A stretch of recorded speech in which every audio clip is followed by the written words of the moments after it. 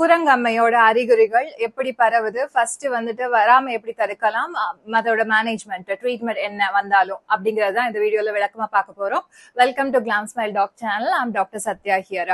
First வந்து குரங்கம்மையோட அறிகுறிகள் எடுத்துக்கிட்டோம் அப்படின்னா அது நார்மலா ஃபீவரோ இல்ல வந்து ஃப்ளூ மாதிரி தான் வந்து ஆரம்பிக்கும்.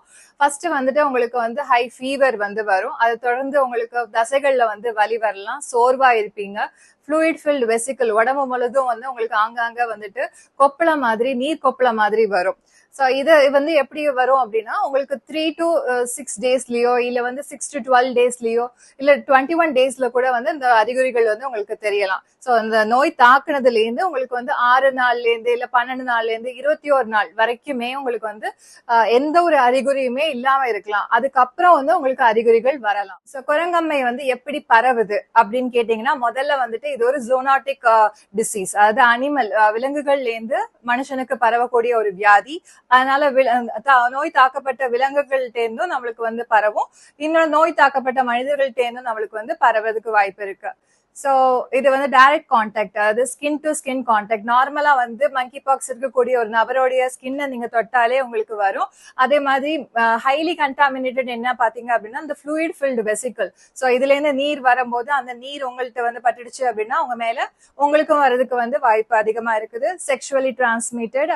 ஸோ குரங்கம்மை வராம எப்படி தடுத்துக்கலாம் அப்படின்னு பாத்தீங்கன்னா ஃபர்ஸ்ட் வந்து நீங்க டிராவல் ஹிஸ்டரி இருந்துச்சு அப்படின்னா உங்களையே நீங்க போய் வந்து டெஸ்ட் பண்ணிக்கோங்க, ஸ்கிரீன் பண்ணிக்கோங்க. வைரஸ் வந்து வந்திருக்குதா அப்படிங்கிறதுக்கு ஸ்கிரீனிங் வந்து பண்ணிக்கோங்க. ஸோ அப்படியே வந்து உங்களுக்கு வந்திருந்தாலும் நீங்க வந்து தனியா வந்து அலூஃப் ஆயிக்கோங்க. ஸோ மங்கி பாக்ஸ் வந்தவருடைய பெட்ஷீட்ஸ் இல்ல வந்து அவங்க வந்து தொட்ட பொருட்கள் அந்த மாதிரி எல்லாம் நீங்க டச் பண்ணும்போது ரொம்ப வந்து ப்ரொடெக்ஷனோட வந்து அதை வந்து டீல் பண்ணுங்க.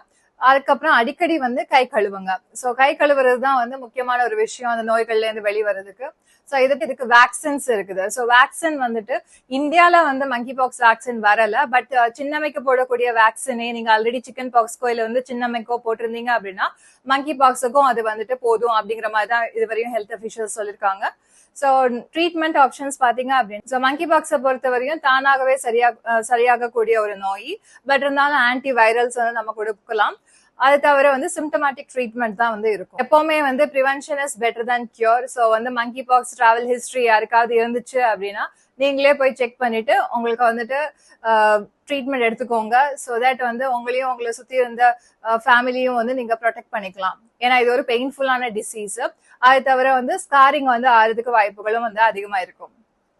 So please do share this with your friends and family. For more informative content, please do subscribe and click the bell icon. Thank you.